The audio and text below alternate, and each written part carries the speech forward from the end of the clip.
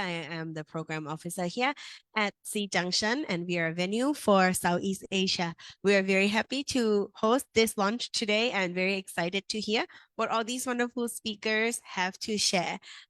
So I will pass it back on. Our informations are available on our brochures, and we have this lovely website, Junction, which we host events like this regularly. We also have this incredible resource center, library on Southeast Asia, and we also sometimes host exhibition as well. So for today, wish you the best of luck and hope we all learn something new and exciting or confirm some theories today. All right, Pratana, thank you so much. Thank you. And yes, C Junction, I think, has been a safe space for civil society for a very long time. So thank you for hosting us as well.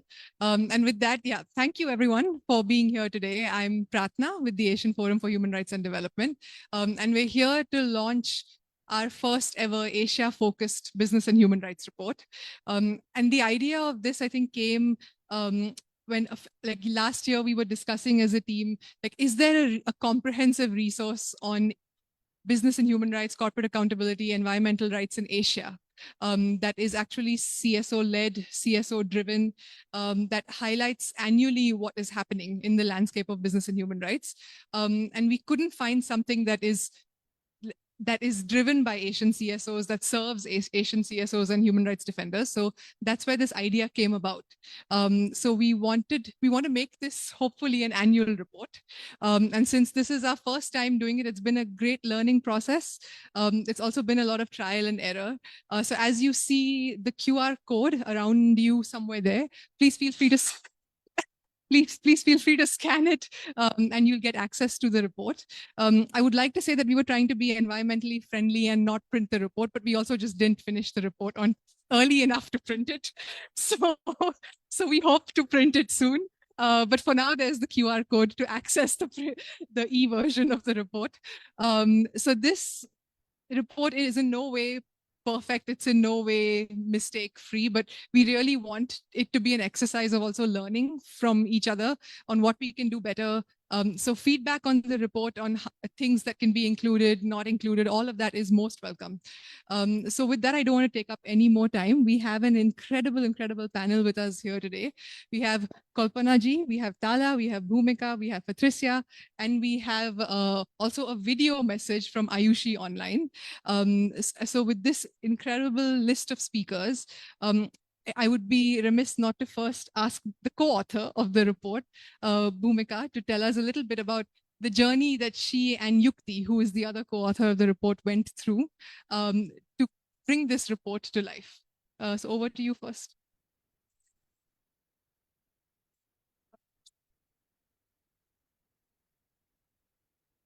Yeah, I can speak without the... Okay, is this better? Okay. Hello, everyone, and welcome.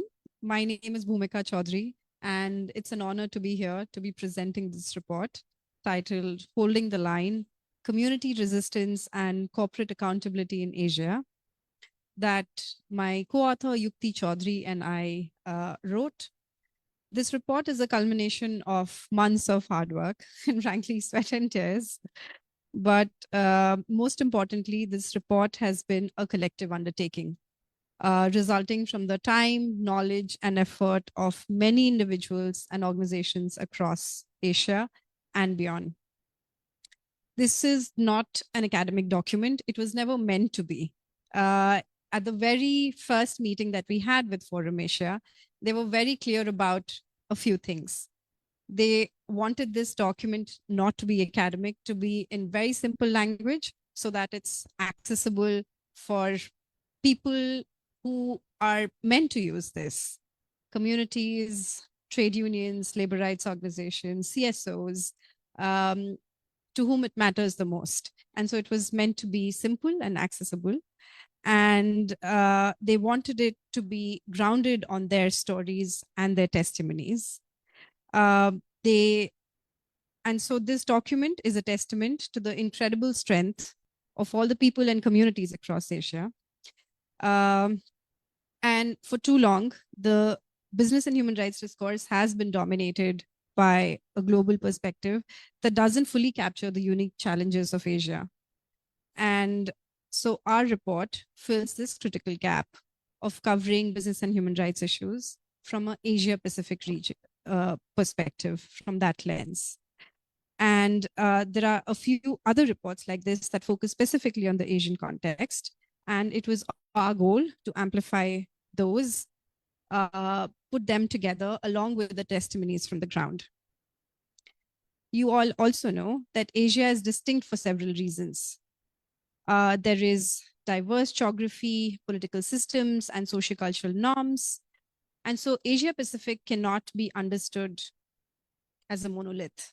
Even within Asia Pacific, there's just so much diversity that painting them all in one color is not at all fair. And so in our report, we've tried to do that. We've tried to bring out the differences between the different countries and the region between these within the countries. There are some key trends and challenges that we have identified in this report. And if you look at the report, you'll see how it's divided. We have looked at broad regional and thematic trends, which includes government crackdown on civil society fighting corporate harm, this corporate impunity and weak human rights enforcement, this climate and environmental concerns, which is very, very big, this technology and human rights, there's development finance and how it impacts the region, and there is labor rights.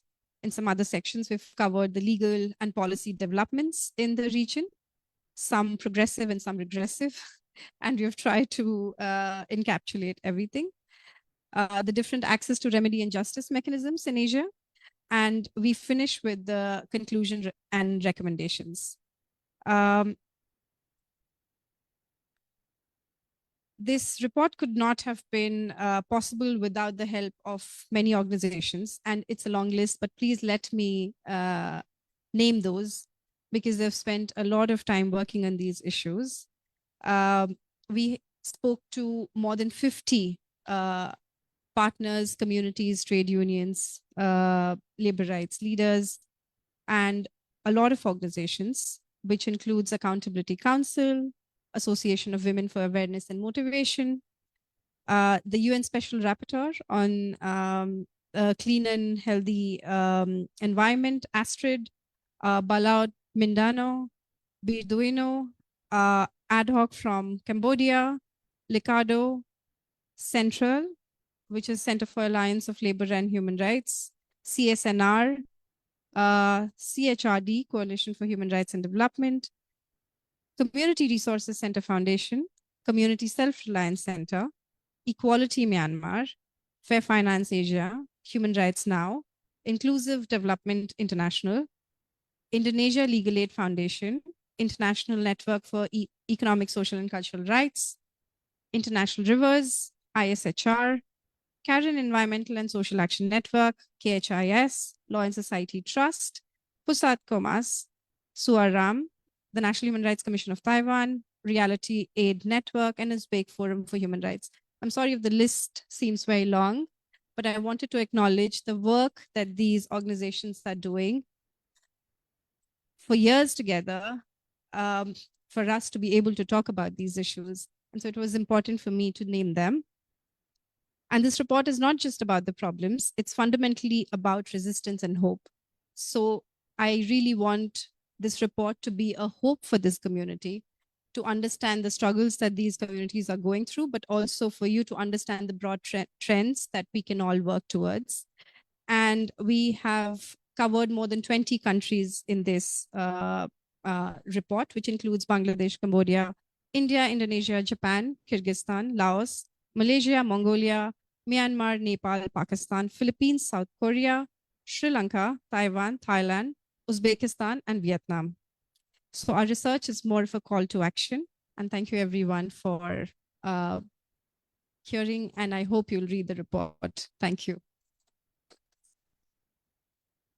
Thank you so much, Bhoomika. And yeah, this has been such an incredible experience. And I think it's been such a learning experience. And I also just want to shout out to the team Nidhi, Ian, Pragya, and the team at Forum Asia who has helped made it happen. It's been incredible, and we hope that we can continue to do justice to the voices that this report hopes to represent. So, as Bhoomika mentioned, that there are the focus of the report is divided thematically. And one of the big themes within the report is the targeting and harassment of human rights defenders who are challenging corporate harm. And this has been a key emerging issue for years now.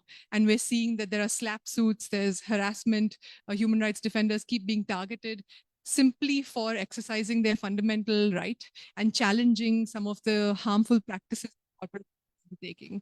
And we have an incredible human rights defender with us here today from Indonesia, Fatrisia, who's part of Forum Petani Plasma Buol. They are like a grassroots almost movement that is fighting a palm oil corporation in Indonesia. And Fatrisia has been subjected to a lot of harassment, online threatening, fake online vilification, and she is still here with us today. And we wanted to give her this platform to also talk about some of her struggles, her challenges, and also opportunities. So over to you, Fatrisia. Thank you so much, Prapana. I really wait to be able to watch the report. Is the sound okay? Yeah, I think.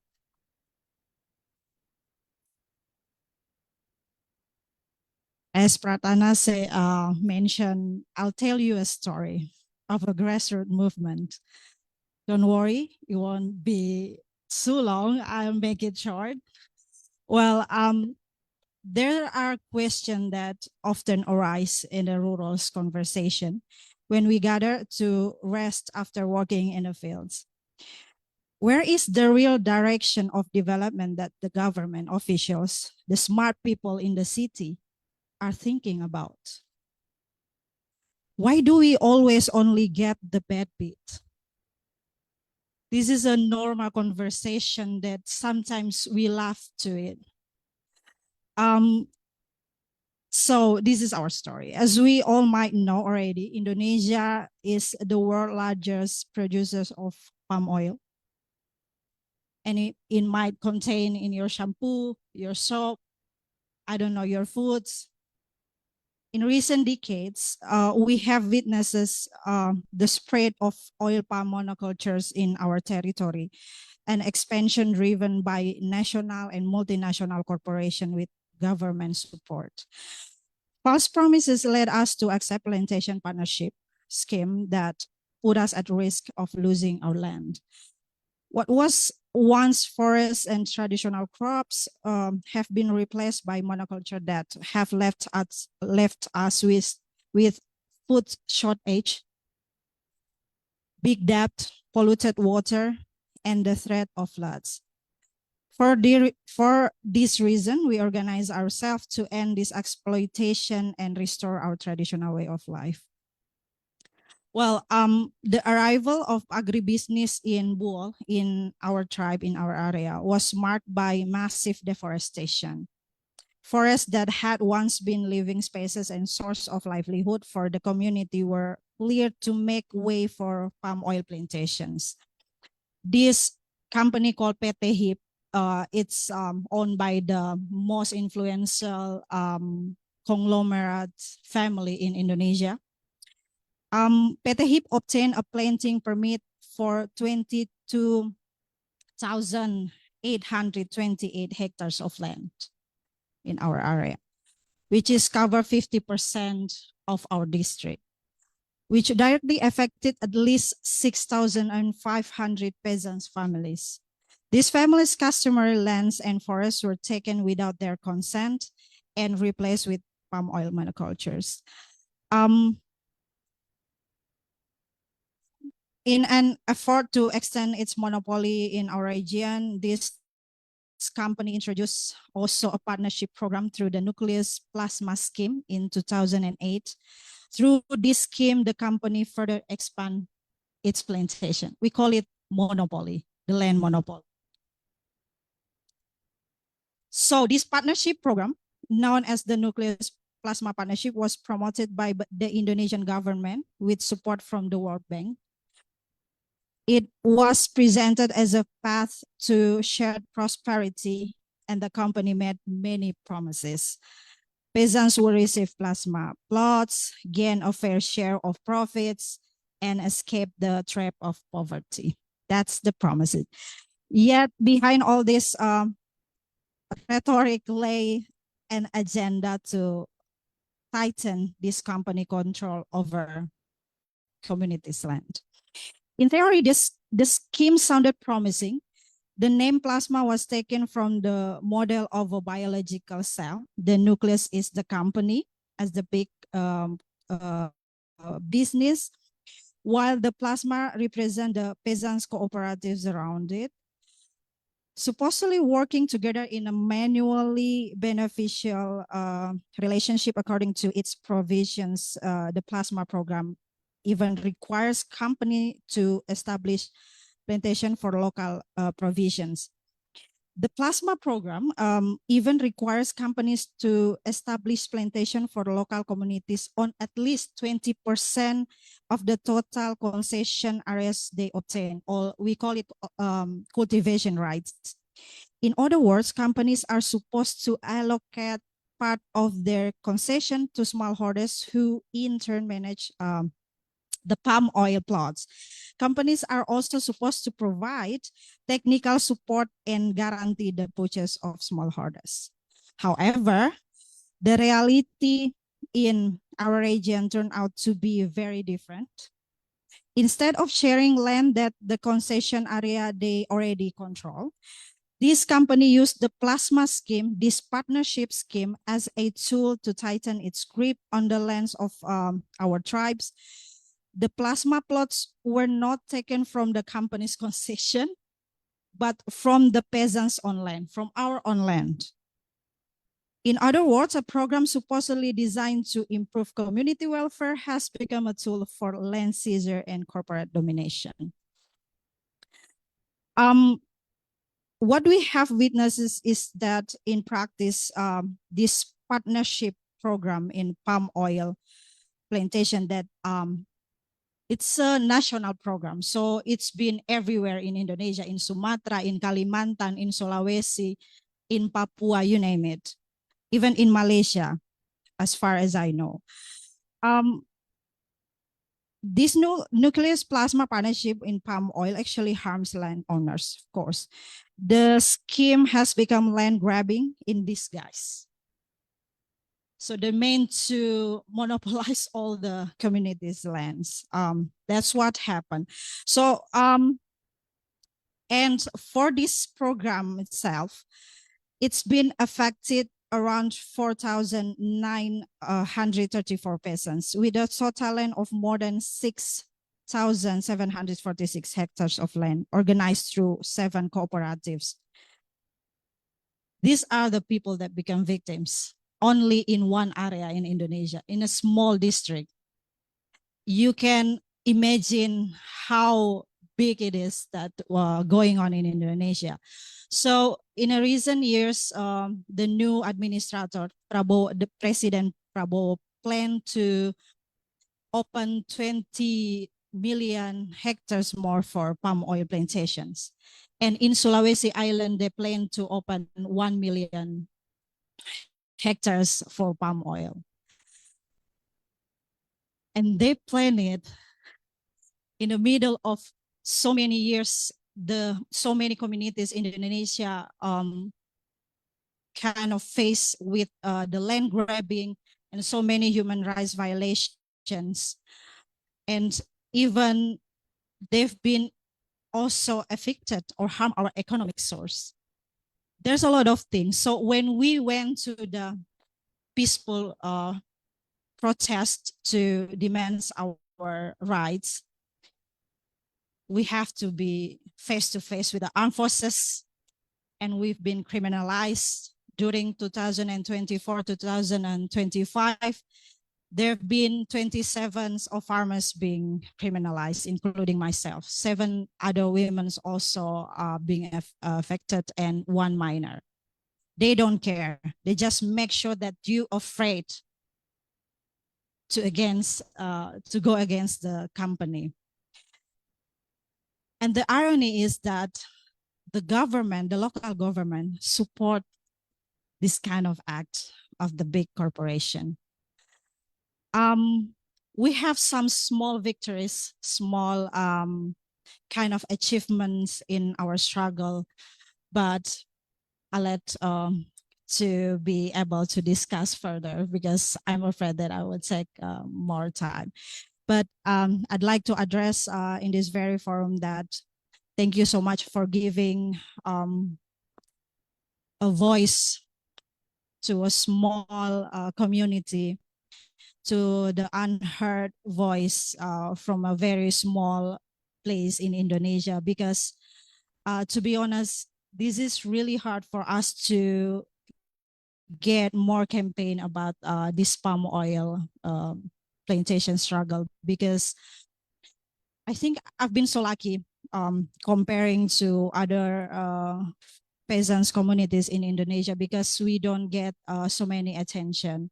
Sorry to say this, but I've been invited also to this UN RBHR forum, and I think the fact that the grassroots representation is so small, and I hope that in a future, that in a very important forum, there will be much more opportunity for the small communities, grassroots communities, to get more place to voice their struggles, because we are the most, especially the rural communities, we are the most impacted communities in these big businesses, especially large-scale plantations, critical mineral minings that been going on and become the national strategic program of this our government. And I believe the most beneficial parties in this one is the global north. So I hope that someday, and thank you Forum Asia, by the way, for giving us opportunity to be able to talk in this kind of forum. Thank you. And I mean, we are nothing without defenders like you. I think we wouldn't have stories to tell, voices to platform, without the incredible work that defenders like you do. So thank you also for continuing to speak up. You know, it's not easy. I think you're downplaying the amount of harassment and vilification that you've faced.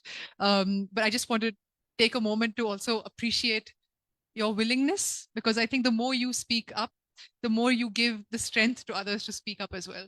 So we really, really appreciate it. So thank you. Another theme that is highlighted throughout the report is labor rights. Of course, that's something that we cannot ignore. And we have with us an incredible stalwart in the labor rights movement, Kalpona Akter from Bangladesh Center for Workers' Solidarity, who has been fighting for the rights of workers for decades.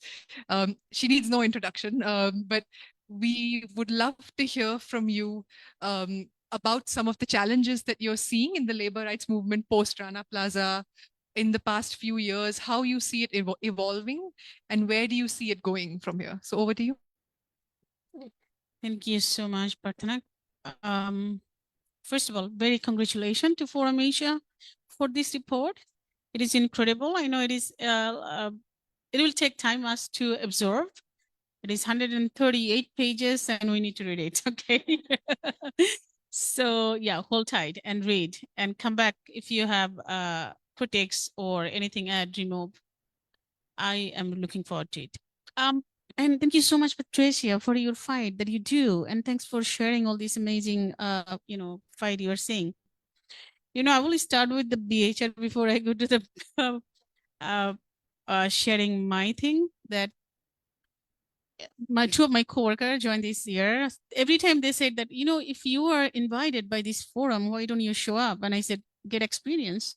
So they're texting me, you know, these are all BS and it is scripted. And I said, exactly, that's why I don't want to come. And, but I take it in a different way, that these people feel better giving us access to to say that we have a different voice in our room. That give them at the UN to feeling better. But I wanted to take this opportunity in other way around. Go there and scream loud you can and let everyone hear what we have to say. So make our space. And in Bangladesh, okay. So we have political paradigm shift. We have so many good things to share, but before we go there, I wanted to take an opportunity to share that how was our struggle. It wasn't easy, of course. The labor, from a worker to labor activist to a human rights defender, it wasn't easy for us to raise our voices, to even give a worker wage rise, or to give a trade union rights, or to get a trade union union registration or bargaining. Every time we had to face the repression, suppression, reprisal. It was all very common. Since 2006 to very latest one, 2023, I think it was a couple of times the workers in Bangladesh raised their voices to just raise their wages. The wages we have, it is not enough. It is $101 or $2 a month for RMG workers, and there is no national minimum wage for workers. So the vulnerability is that deep. So every time workers raise their voices, to respond to that, their voice has been criminalized. Our voice has been criminalized. In 2010, I can remember I was in prison with two of my co-workers for a month, just because we were supporting workers' voice, to get a bare minimum wage to a minimum wage only, not even a living wage. And our organization registration has revoked, and I was facing 14 different criminal charges. It's like, asking a wage rise is a crime. And that haven't stopped there. I was facing all these criminal charges for another 4 years. So 2014, the criminal charges has been dropped. But again, in 2016, same thing has been reversed. 2018, same. And even 2023, it's a couple of dozens of criminal cases has been brought against workers. And all these could happen because of the collusion between business and government. Or we had to experience that our legislator is our factory owner. So what you can expect? And that vulnerability also never made us to have a good labor law there. And whatever we have in the book, never been enforced. So that our situation has been. But despite all these odds, we, the workers defenders, human rights defenders, and our amazing workers never been stopped. We kept fighting because we understood that, no one will be from somewhere and come and do a miracle and make a change. And, one good morning we'll have that. We have a collective bargaining, we have a living wage, or these factories are gender-based violence free, or we will have social protection and our factories are safer. Like Rana Plaza to now these days. This is not going to happen. It is all us who need to fight. So since Rana Plaza, I just wanted to put the problem in that way, that the struggle haven't started because of Rana Plaza. From Rana Plaza or because of Rana Plaza. It was always there. We've been fighting, but Rana Plaza really shake the world. It shows that how how dark is the business side is, okay?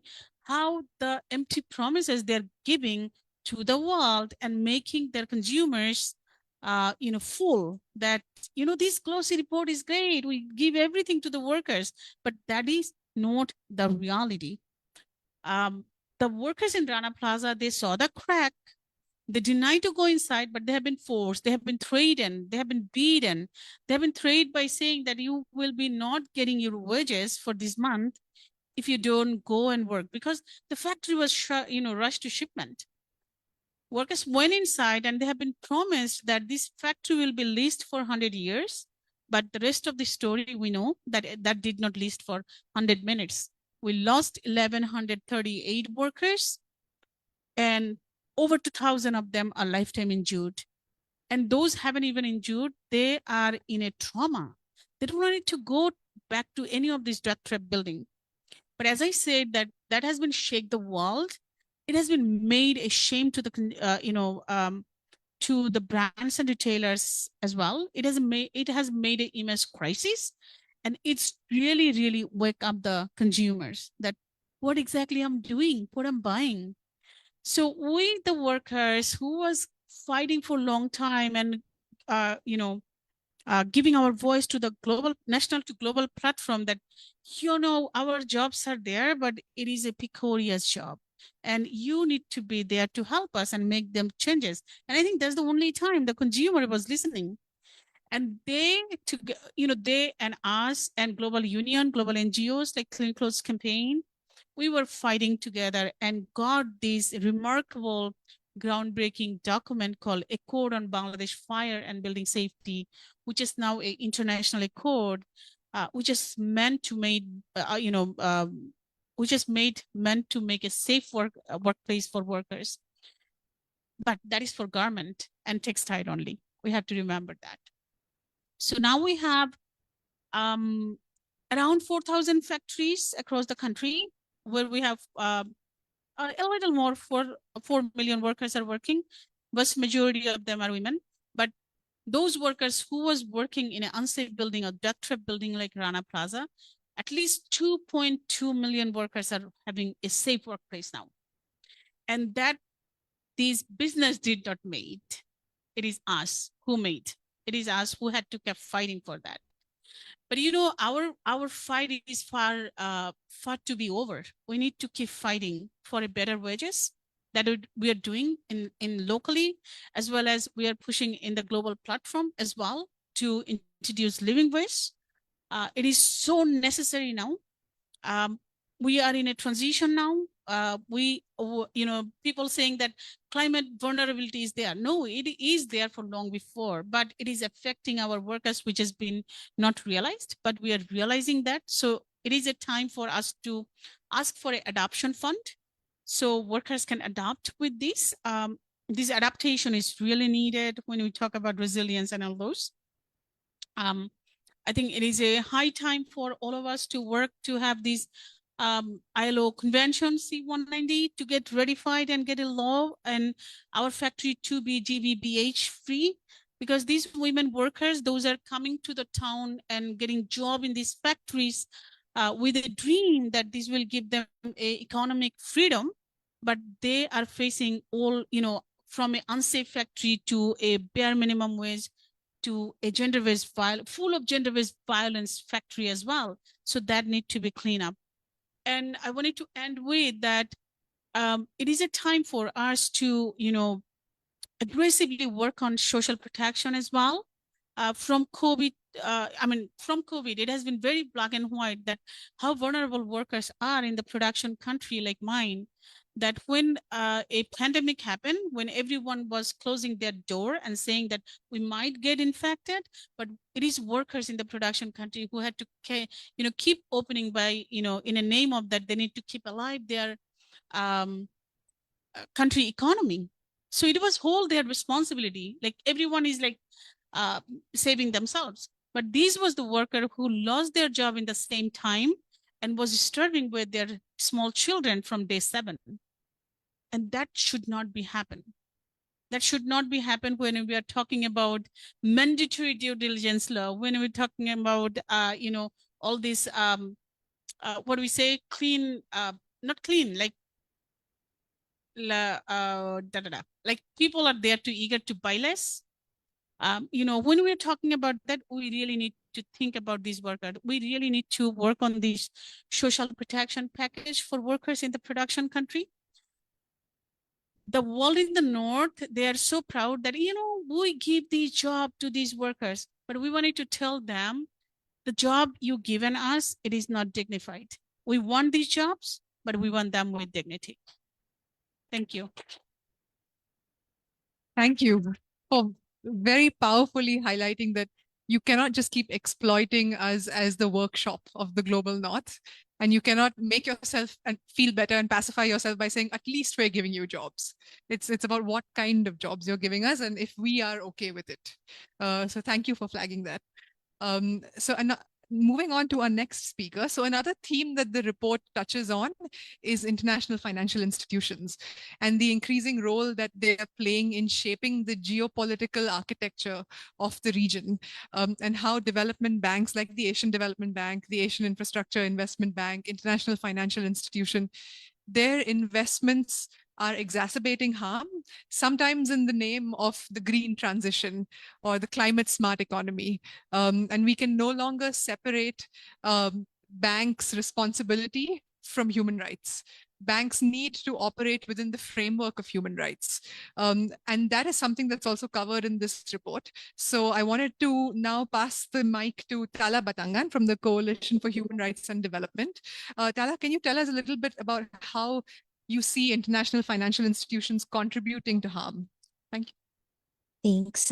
So good evening, everyone. First of all, I would like to thank Forum Asia for inviting the Coalition for Human Rights and Development to this launch, and also a huge congratulations to Forum Asia, especially the BHR team and the writers, Bhoomika and Yukti, for coming out with this report.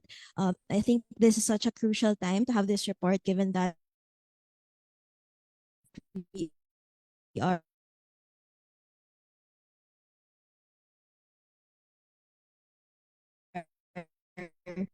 feeling the impacts of increasing business activities in our own region. We are partly accountable for the role. And I think just to highlight that businesses are not just encroaching on our rights in for-profit activities, but also in development projects and development initiatives. And as we can see in this report, while we expect public development banks, multilateral development banks to play a huge they have also played a huge role in violating communities' rights and also causing environmental degradation. And while they were created to serve development goals using public financing, it can be seen that there are instances where they strip away this role of theirs and focus investing in bankable projects unwanted by communities and against the flow of nature. I think I would just like to highlight several instances where we see development banks act more as businesses and banks rather than influential development institutions.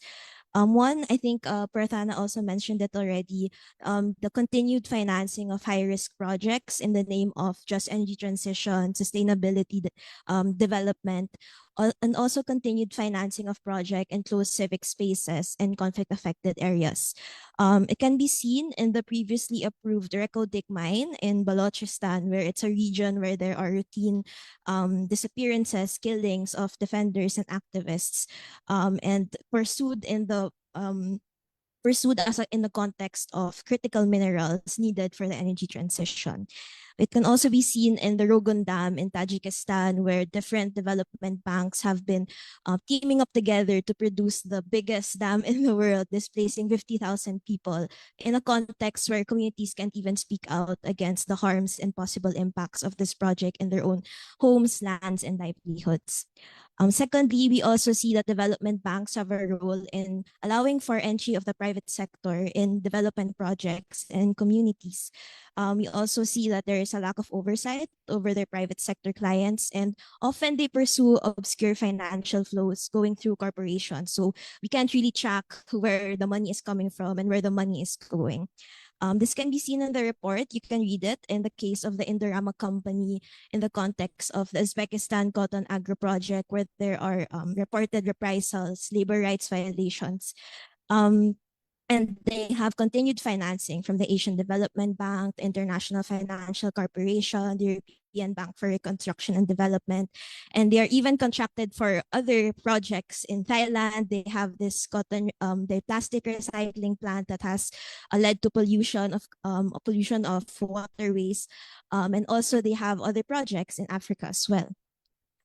Thirdly, while we see that development banks have environmental and social safeguards that seem strong on paper, they have weak implementation. And while there are avenues for communities to raise concerns and possible harms through accountability and grievance mechanisms, we see that this have not actually translated into action from the banks.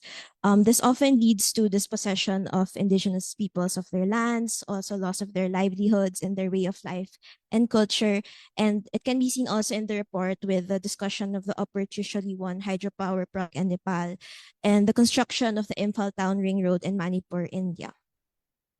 And largely, we see that there is a refusal from development banks to provide recourse and remedy to communities that have experienced harm in the context of their projects.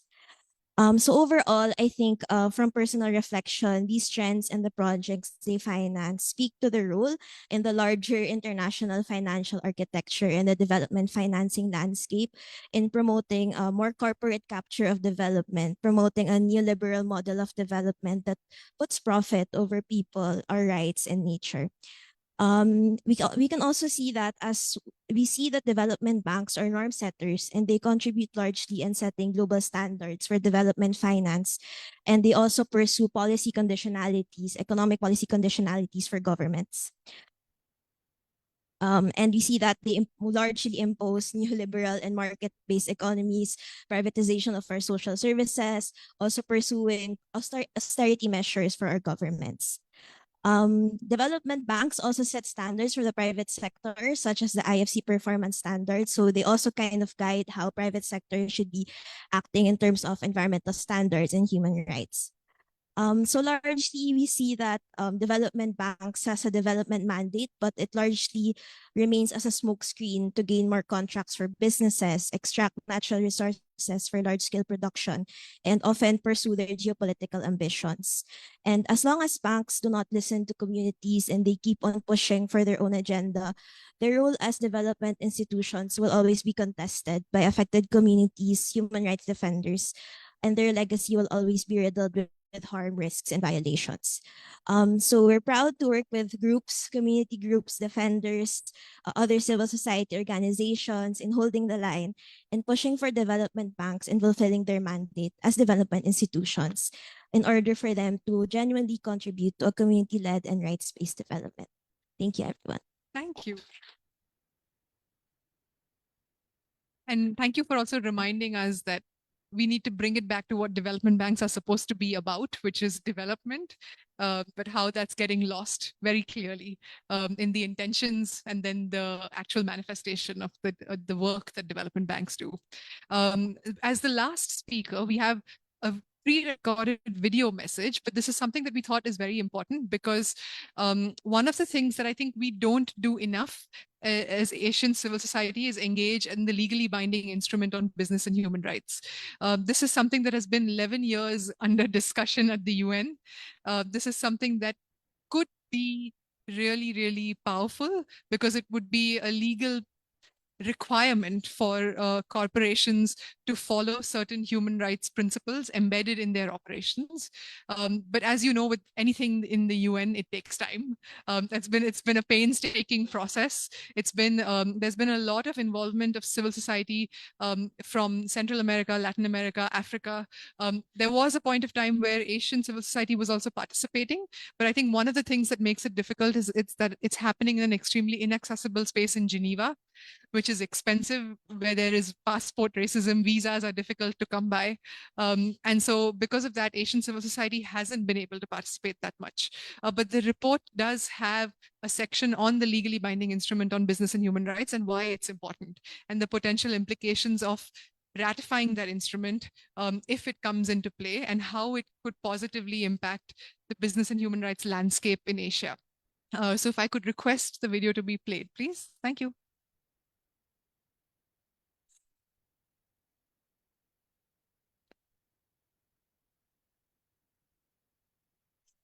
Yeah, sorry.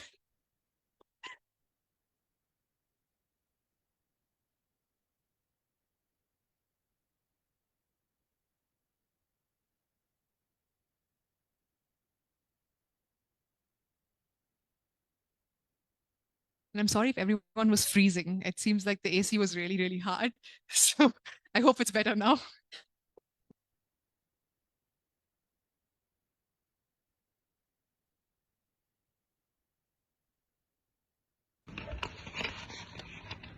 Good evening, everyone. My name is Ayushi, and I'm here on behalf of FIAN.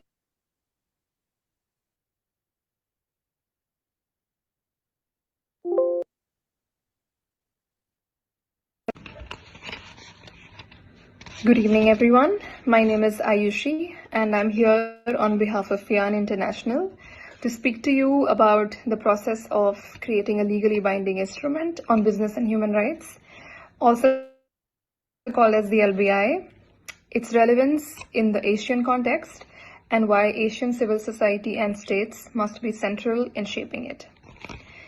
For those who don't know, the process to elaborate the LBI began in 2014 when Resolution number 269 was adopted at the Human Rights Council in Geneva, with strong support from Global South states, including several states from Asia.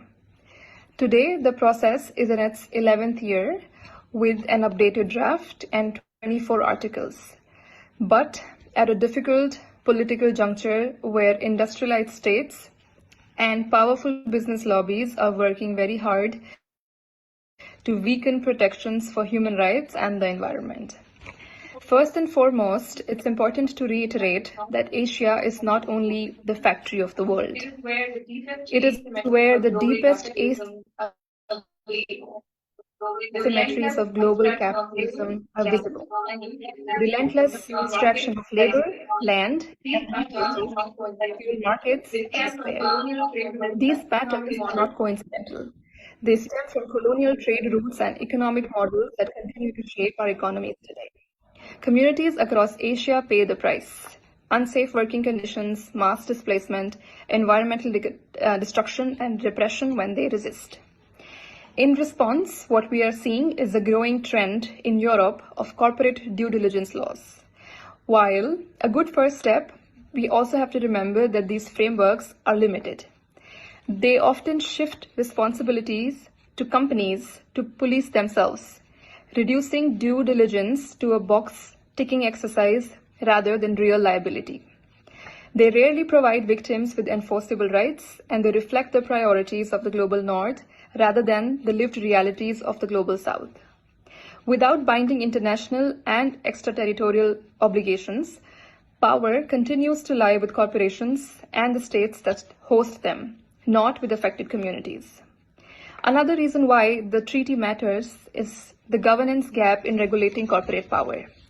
And this is not about saying Asian states simply have poor governance. It is about the structural conditions in which our countries operate. National economies are deeply integrated into global value chains, but the rules of those chains are set largely elsewhere, by multinational and transnational corporations and powerful states in the global north. Governments in Asia often face pressure to remain competitive for foreign investment, making it difficult to enforce protections for workers, communities, and the environment without fear of capital flight. At the transnational level, the challenge is even greater. Big transnational corporations shift responsibilities across multiple jurisdictions in ways that communities cannot easily pursue justice. The treaty process, by contrast, creates the possibility of shared international obligations, so states can regulate corporate conduct across borders, stronger cooperation between states, so cases don't fall into jurisdictional holes, prevention of harm, and strong provisions for access to remedy. So accountability does not merely depend on corporate goodwill. For Asia, the treaty is about leveling the playing field, addressing global economic imbalances that no single state can fix alone. For Asian states, the treaty is also a chance to show leadership, to move beyond being seen as passive sites of investment and resource extraction, and instead to shape the rules of globalization. For Asian civil society, it is a chance to build solidarity across borders and bring forward the voices of communities who have long been excluded from global norm making. This is what a decolonial approach means: shifting who defines the rules, whose experiences count, and whose interests global law ultimately serves. So let's be clear. Voluntary standards and due diligence laws alone will not dismantle the structural impunity that corporations and businesses enjoy. A legally binding instrument shaped with active participation from Asian states and civil society is one of the few opportunities we have to rebalance power and ensure real accountability and justice. If we do not step in, others will decide for us. If we do, we can shape a treaty that truly reflects the struggles and aspirations of our region. Thank you very much.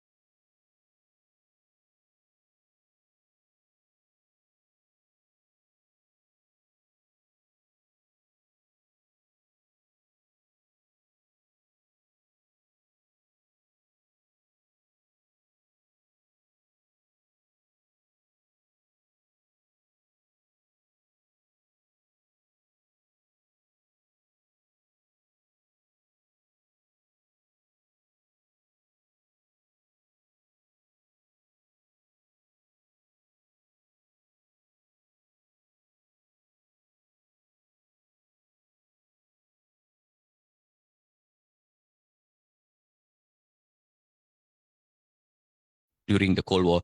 I wonder what happened to the cooperatives? The cooperatives were supposed to help in empowering these workers, right? But it ended up being a debt scheme, part of that debt scheme itself.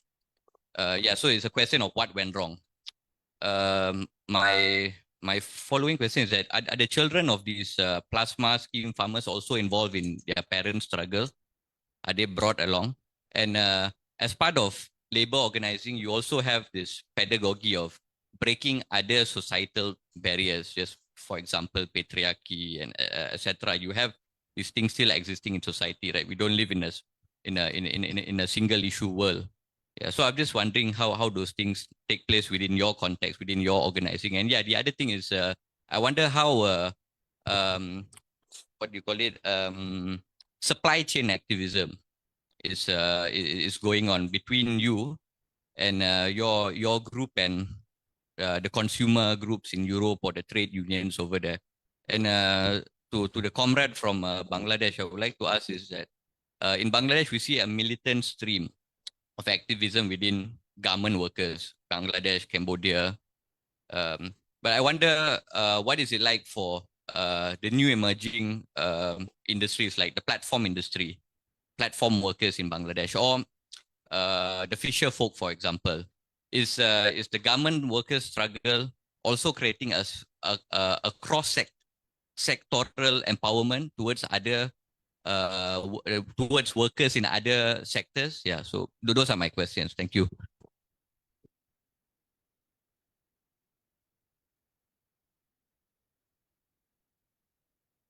Thank you. Hi again. Yeah, that's very interesting. So here's the thing also, the irony of this palm oil plantation, or large scale palm oil plantations, and this particularly partnership scheme. Some of the farmers ended up being the under forced labor. Yes. Why? Because first they lost their land because of this partnership. I forgot to mention that they don't get profit sharing from this plantation, from this partnership for 17 years. And they have no other land because of the regulation of the government doesn't give any permits for the rurals to enter the forest, to open more space to farm. But they don't have any more access. And they ended up being forced labor. Why forced labor? Because they have no contract with the palm oil corporation. They don't allow to work as a plantation workers because the company afraid that they will, make protests and they're part of the workers and it will getting worse. That is why they didn't get they didn't allow to work in their own plantations, that being in a plasma scheme. So they ended up working for other workers. So the contract workers, and then they become the helper. First, a lot of them are women, and they're working in a high-risk work, in a high-risk job, and they get underpaid. There's the thing. What went wrong? What went wrong is the government did not take actions until now. Even we already reported about this partnership violation by the company. In 2022, we reported the case to Indonesian Business Competition Supervisory Regulator. And for 2 years investigations, this regulator ruled that this company has violated the law number 20, they've been proven to have violated partnership principles in dealing with peasant cooperatives.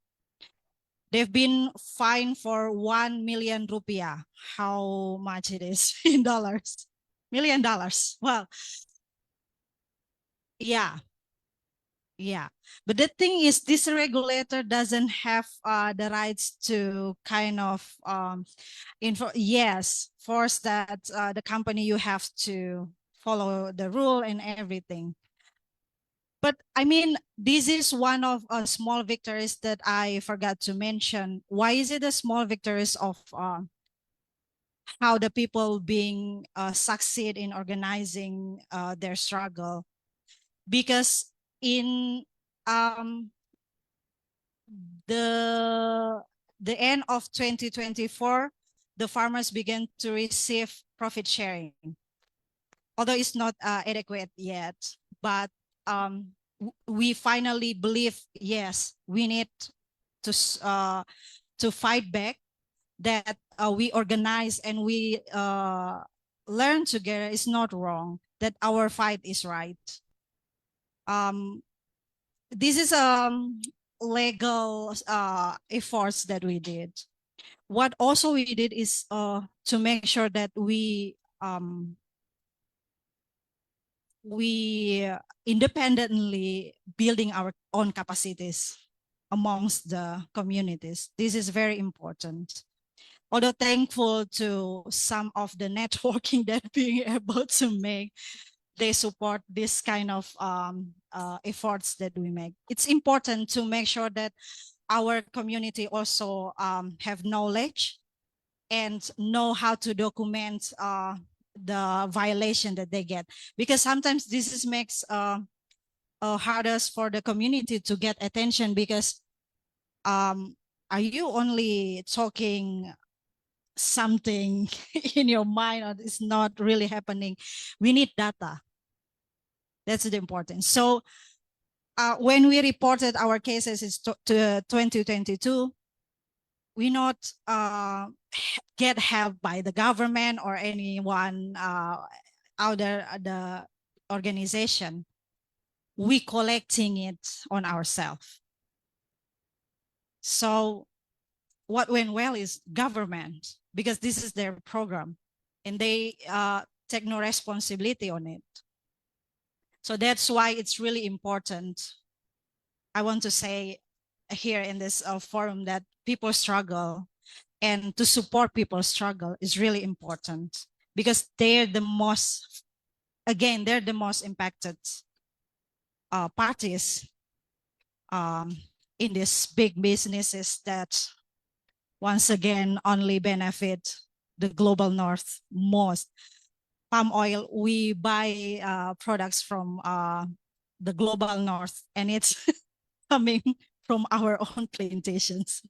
And then we buy again their products in a high prices.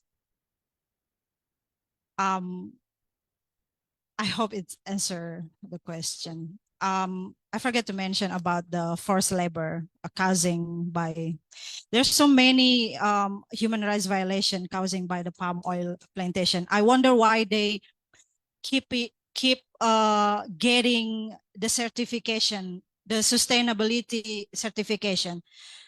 There's two, I think there's an RSPO, is for international, and in Indonesia they have ISPO, Indonesian Sustainable Palm Oil. It's a certification that I wonder why they keep getting it when the human rights and environmental violation are getting worse. I wonder why. I think you all know the answers. Yeah.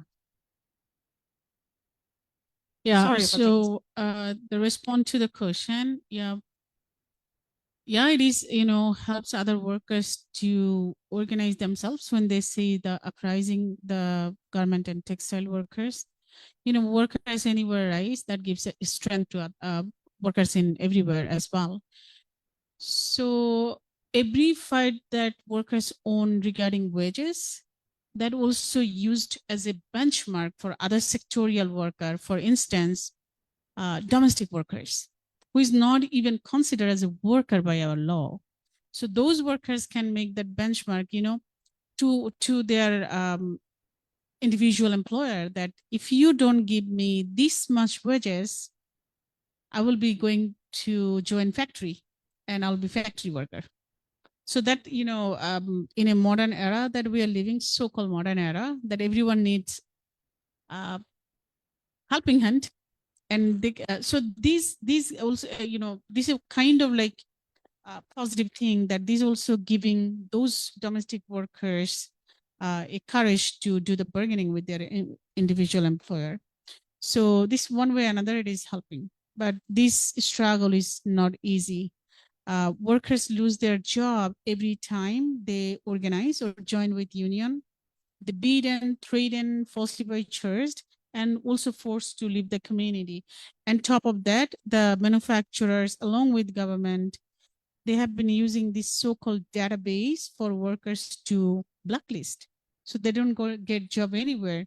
So a worker who loses their job in ABC factory, next day when they try to get a job in XYZ, soon as they give their biometric, which is like legal requirement, their all information pop up and it shows that they're the troublemaker. So they don't get jobs. So those are difficulties are there. But as I said in my previous contribution, that despite all these odds, these workers are amazing. They're full of life. Every time they have been defeated, they two step back, but they keep like three step forward and fight back. Thank you. I think in the interest of time, we also wanted to leave some unstructured time at the end for you to just unwind. There's some snacks and all available. So I think we can close the official panel, but I think Bhoomika, you wanted to say something quickly before I hand it over to our executive director for closing remarks. Nothing, just wanted to congratulate Forum Asia for the incredible work that you all are doing. It is just the process of compiling this report that made me realize the work that you guys are doing. So congratulations on that.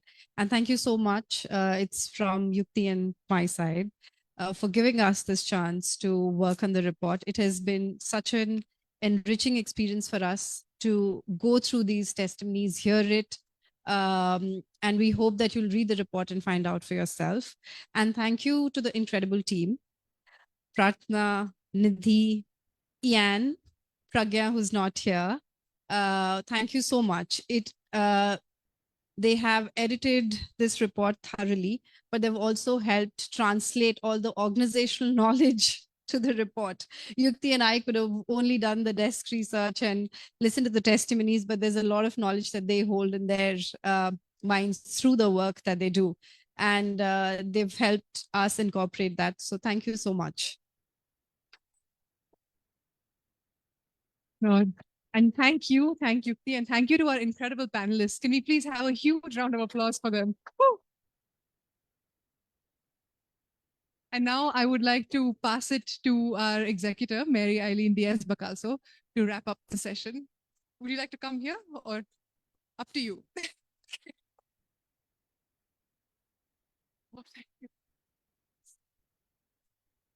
It's anything is okay. You can sit, you can.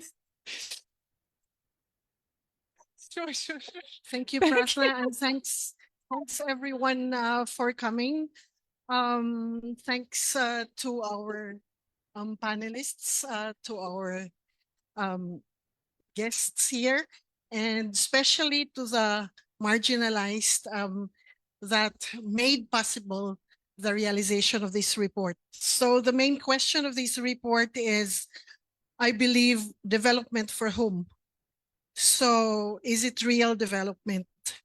So the report speaks about the greed of corporations, their callousness at the expense of the community members, as mentioned earlier by our panelists, the workers and the marginalized in general. It speaks of true-to-life stories mentioned, among others, by our panelists as they themselves experience persecution in their continuing and courageous work in the ground. It attempts to serve as an important voice to the voiceless, as Patricia clearly said it, and it is a form of tribute to human rights defenders who continue to work for genuine development, and in the process have been subjected to harsh repression. And our documentation on human rights defenders speaks that the environmental human rights defenders bear the brunt of human rights violations, enforced disappearances. The recent report of the UN Working Group on Enforced Disappearances to the UN Human Rights Council mentions that environmental human rights defenders bear the brunt of many cases of enforced disappearances. And this is already a trend in the last few years. And in my country, we know that most cases of recent cases of enforced disappearances, the victims are mostly environmental human rights defenders. So the report also speaks volumes of the indivisibility of human rights. It speaks of the interrelatedness of economic, social, and cultural rights, and civil and political rights. At its heart, this work is made possible, of course, by the authors and the support of our BHR team, but it principally belongs to the communities, the workers, and the human rights defenders whose stories are written in the report. So it mentions about the importance of solidarity of Asian civil society among themselves and with civil society organizations across continents and the world over. The report also calls on states, corporations, IFIs, and other stakeholders to come together to uphold their rights, safeguard civic freedoms, prevent reprisals, and ensure effective remedies. And then and only then can we give justice to what genuine development is.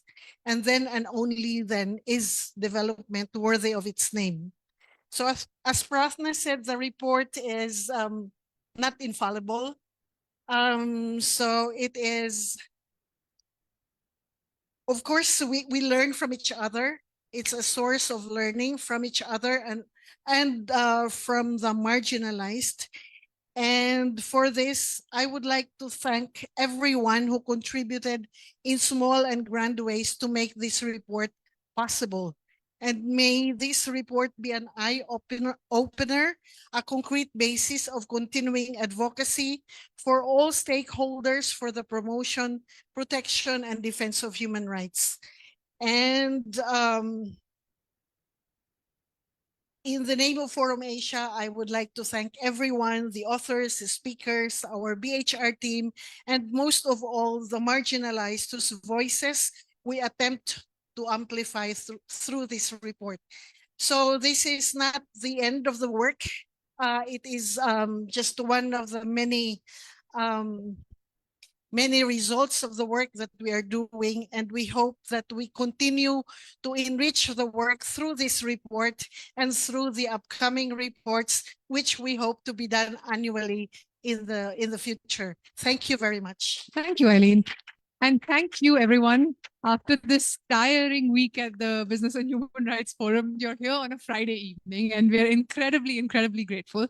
And so we've also wanted to create like just a free space for civil society to have conversations. I know we always say we don't get enough time. So we do have this space for the next hour or so. If you wanted to have informal conversations, if you want to promote any social movements, any campaigns, then we can also use that time. And we also have some snacks outside, snack boxes with, I think, mushroom pie, tuna pie, all halal, and some juice boxes. So please feel free to grab that as well. I think before we wrap up, we have one solidarity action request from our colleague here. So over to you. Thank you very much for giving me a chance. Sorry.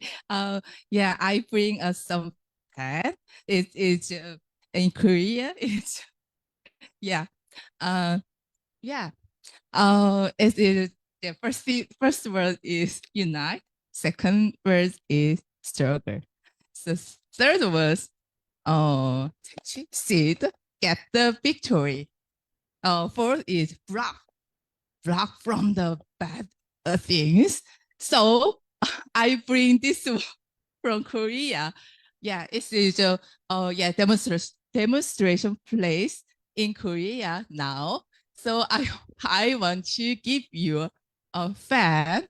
Yeah, because of I want to sharing my solidarity feeling. Yeah, it is a postcard. Yeah, sorry, it's just long story. Yeah. No. Yeah. Sorry. Yeah, I came from Korea. I'm a house member. I'm a working for semiconductor workers occupational diseases. So, that's it. That's it. Thank you.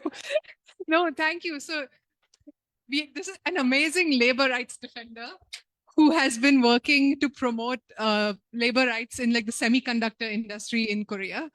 So thank you for spreading the postcards and the fans. We really appreciate it. So yeah, we can continue this solidarity space. Please feel free to grab snacks, speak to each other, and anything that you need from Forum Asia also please let us know. So thank you.